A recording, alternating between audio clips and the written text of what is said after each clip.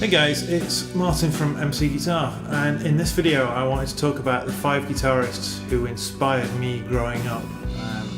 I started playing the guitar over 25 years ago, and my guitar playing journey has had its ups and downs and its twists and turns along the way. But these 5 guitar players were the ones who inspired me to pick up the guitar in the first place.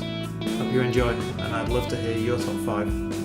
So number 1 in my top 5 growing up is Richie Sambora from Bon Jovi. I think it's safe to say that I would not be playing the guitar, or I would not have started playing the guitar was it not for Bon Jovi. I know it's not necessarily that cool to say so now, but growing up, I started playing in 1991, so Slippery When Wet, New Jersey and Keep the Faith were all massive in my early development. I loved that he had kind of a bluesy feel but was kind of rocking out, which at the time I really thought was cool. I just liked everything about his playing, and I also liked that a lot of the music wasn't too hard, so I could actually learn it growing up. And number 2, another band that was pretty big for me back in the day was Leppard, and in particular Steve Clark I put on this list, who was the more approachable player for me in terms of he was again more of a bluesy player.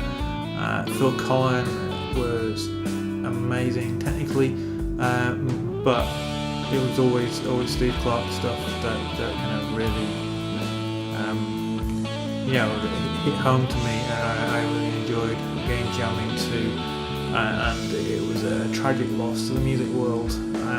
Vivian Campbell performs his part admirably, and is a great guitarist in himself. But I think certainly when Steve Clark passed away, it was, and that was quite early on in my playing career.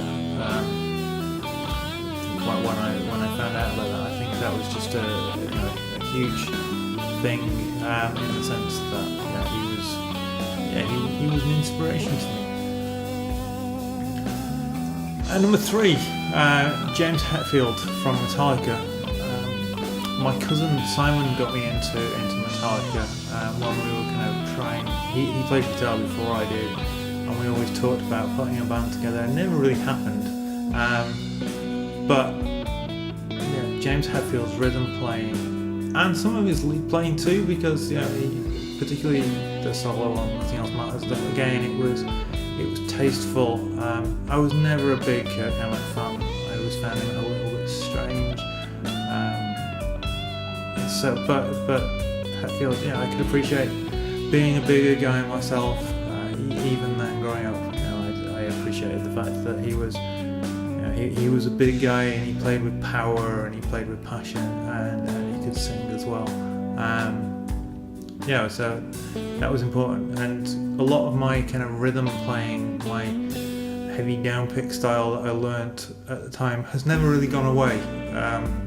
Even though I've never been that kind of player. I played rhythm guitar in a metal band, and I couldn't have done that without being exposed to James Hetfield growing up. Number 4 on my list is Brian May from Queen. Again, hugely inspirational in terms of he had a unique touch.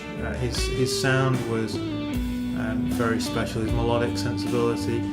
Again, he could sing. He was a multi-instrumentalist. He was a smart guy. All these things mattered to me growing up. That someone like that could make it as a guitar player. His tone was unique, and while I've never kind of aimed for that tone, it doesn't mean that I haven't tried. The light strings, the unusual guitars, the metal picks. They were all fads for me.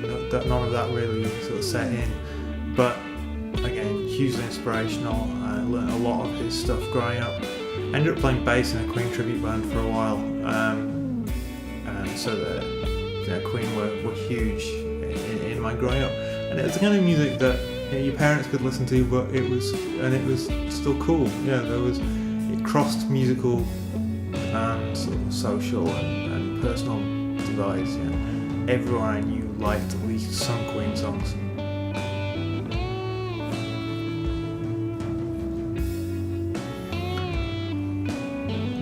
And number 5 on this list is Chris DeGarmo, who was one of the 2 guitar players in Queensryche,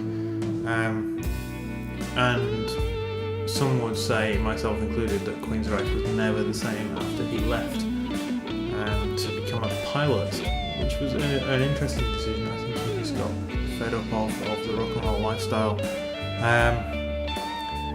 He was, again, a great harmony singer, a great songwriter, a different kind of player. Michael Wilton, who's still in Queensryche, who was the other guitar player, was very much more of a shredder, and I didn't have, and still don't have, the facilities to play like that.